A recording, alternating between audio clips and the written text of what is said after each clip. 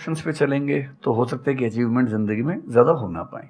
तो बैलेंस की बात है, और सबसे अच्छा तरीका है जब बहुत इमोशंस हो, इंटेंसिटी बहुत ज़्यादा हो, सिर्फ एक तरीका मैं जो अपनाता हूँ, उस क्षण में फैसला नहीं करना है। कुछ भी हो, कोई कितना भी प्रेशराइज करे, सिर्फ इतना बोलिए कि मैं 24 घंटे बाद बताऊंगा आपको, थोड़ा सोचूंगा इस बारे में। और यदि आपने उस मोमेंट से खुद को बाहर निकाल लिया तो फिर आप डिटैच होकर देख पाएंगे, और थोड़ा सा प्रैक्टिकल एलिमेंट भी रहे, इमोशनल एलिमेंट भी रहे, वो फैसले सबसे अच्छे रहेंगे लाइफ के लिए। मैं आपको एग्जाम्पल से बात समझाता हूँ। ऐसे लोग जो तैयारी कर रहे थे, अफेयर में थे, एक का सिलेक्शन हो गया, अब उसके सामने क्राइसिस ये है, स्पेशली किसी लड़की का हो गया, लड़के का नहीं हुआ।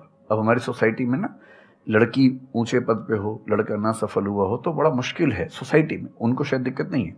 अब वो लड़की प्रैक्टिकल नहीं है कि मैं तुमसे शादी करूं ये कह के अगर हट जाती है और शादी करती है किसी ऐसे व्यक्ति से जो बहुत सफल है। I know many such people personally, मैं नाम नहीं बोल सकता किसी का। मैंने जनरली पाया है कि वो लोग लाइफ में बहुत फ्रस्ट्रेशन में रहे बाद में, क्योंकि सफलता के नाम पर, प्रैक्टिकल होने के नाम पे ऐसे व्यक्ति को चुना जिसके साथ वो रह नहीं सकते ठीक से।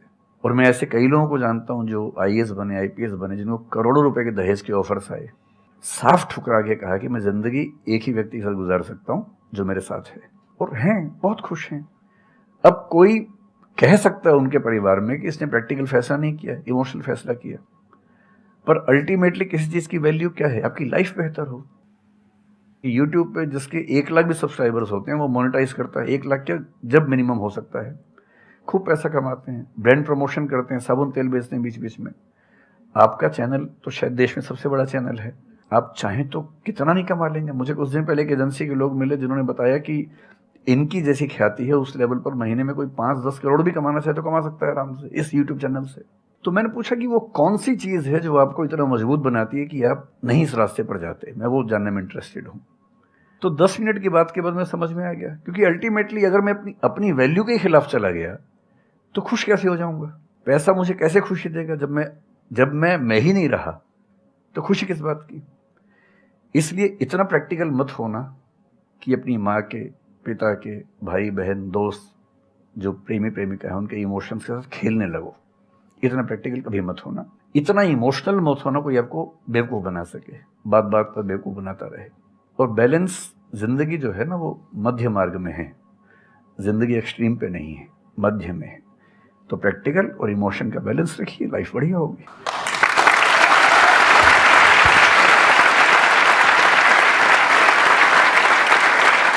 आपने सर इतने अच्छे से एक्सप्लेन किया, मेरे पास में कुछ है ही नहीं बोलने के लिए।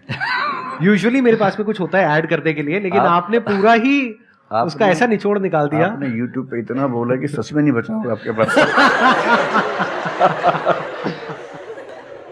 6-7 साल पहले की बात है, मेरी एक स्टूडेंट थी जो सुसाइडल टेंडेंसी की शिकार थी उस समय। उसके घर में कुछ ऐसी ट्रेजेडी, उसकी मदर की डेथ हुई थी, और एक ऐसी ट्रेजेडी जो बहुत ही रेयर किस्म की ट्रेजेडी है, जो शेयर करना ठीक नहीं है यहाँ। तो वो मेरे पास आई और मुझे लगा कि आज मैं पहली बार किसी ऐसे व्यक्ति से बात करूं जो डिप्रेशन में है और सुसाइड कर सकता है अगले 1-2 दिन के अंदर अंदर। अब मैं परेशान था कि मैं कैसे मैनेज करूं, और मुझे मोटिवेशन की ऐसी जानकारी उस समय तो बिल्कुल नहीं थी, बाद में थोड़ा बहुत पढ़ा। तो मैंने उससे कहा कि अच्छा तुम घर जाओ, मैं कुछ देखता हूँ। फिर मैं घर गया, नेट पे सर्च करना शुरू किया, करते करते मुझे आपका एक वीडियो मिल गया, अनस्टॉपेबल, शायद कुछ आपने एक वो बनाया था उस समय। तो मैंने वो थोड़ा सा देखा, 10 मिनट का। मुझे लगा कि ये जो है ना, ये इंजेक्शन है किसी मतलब डिप्रेस्ड व्यक्ति को तुरंत मोटिवेट करने के लिए। तो मुझे ध्यान है कि मैंने उसको वीडियो का लिंक भेजा। मैंने कहा देखो, जिंदगी अपने रास्ते पे चलेगी, ठीक हो जाएगी।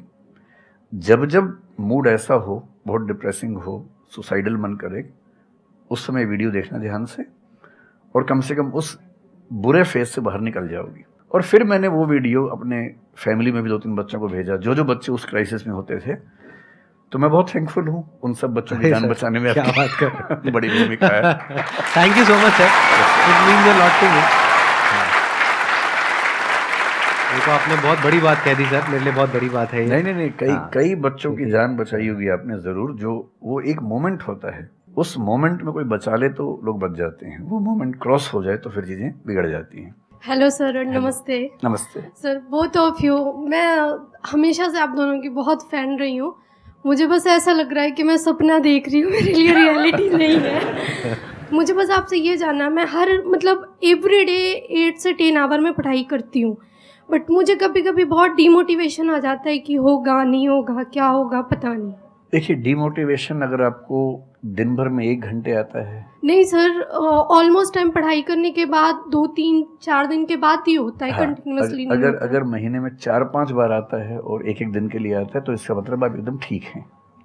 अगर कोई व्यक्ति आपको ये कहे कि मुझे डिमोटिवेशन कभी नहीं होता तो उसको इलाज की ज़रूरत है, आपको ज़रूरत नहीं है। क्योंकि जब आप अपने से बेहतर व्यक्ति को देखेंगे आपको थोड़ा सा इन्फीरियरिटी कॉम्प्लेक्स आएगा, डिमोटिवेशन आएगा। जब आप अपने से कमज़ोर को देखेंगे आपको सुपीरियरिटी कॉम्प्लेक्स आएगा, थोड़ा सा मोटिवेशन ज़्यादा हो जाएगा। जिस दिन टारगेट पूरा हो जाएगा मोटिवेशन आ जाएगा, जिस दिन टारगेट पूरा नहीं होगा डिमोटिवेशन आएगा।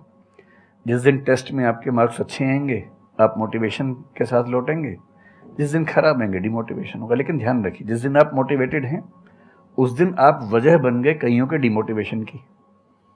लगातार मोटिवेटेड होना एक मेंटल इलनेस की निशानी है और लगातार डीमोटिवेटेड होना डिप्रेशन की निशानी है। इन दोनों से बचना है। तो डीमोटिवेशन की बहुत हाइप है, इतनी हाइप की ज़रूरत नहीं है। थोड़ा बहुत हो, एंजॉय कीजिए उसको। और जब जब लगे कि ज़िंदगी बहुत ख़राब चल रही है तो मैं जो करता हूँ, अजीब सा लगेगा आपको, मैं कभी कभी शमशान घाट चला जाता हूँ। सर मैंने ये सुनी है, आपने वीडियोस में भी कहा है। सच में चला जाता हूँ, या ट्रॉमा सेंटर चला जाता हूँ देखने के लिए। ट्रॉमा सेंटर में जाके 1 घंटा बैठ के आ जाइए, मोटिवेशन आ जाएगा। और शमशान घाट में जाके देख लीजिए कि हम जैसे हमसे कम उम्र के लोग वहाँ जल रहे होते हैं तो लगता है हम जिंदा तो हैं।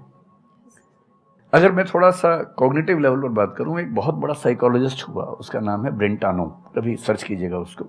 ब्रेंटानो ने ह्यूमन कॉन्शियसनेस को स्टडी किया और उसने ये बताया कि ह्यूमन कॉन्शियसनेस की बेसिक नेचर है कि जो हमारे पास है वो हमें नज़र नहीं आता, जो नहीं है वो नज़र आता है। तो the consciousness of lacking something is the nature of human consciousness. इसलिए इसी बात को एक शेर में, बहुत प्रसिद्ध शेर में कहा गया है, दुनिया जिसे कहते हैं जादू का खिलौना है, मिल गया सो मिट्टी है, नहीं मिला वो सोना है।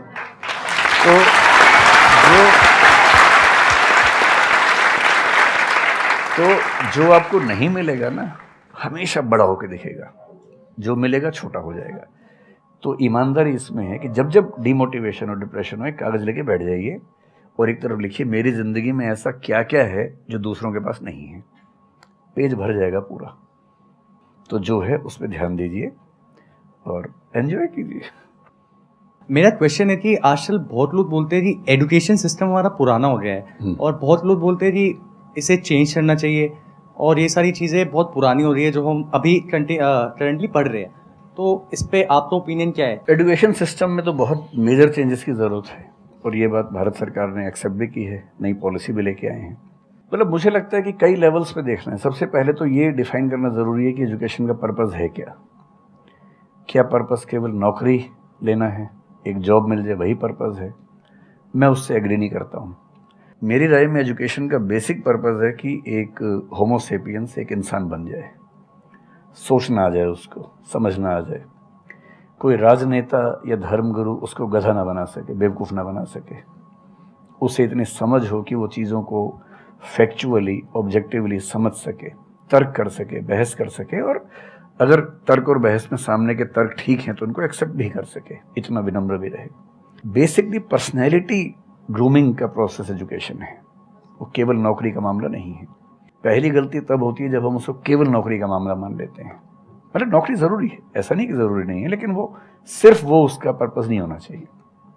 सेकेंडली, कई ऐसी चीज़ें, जैसे अगर बहुत विस्तार में तो मेरी जा सकते हैं, जैसे एक बहुत छोटी बात है सेक्स एजुकेशन हमारी सोसाइटी में।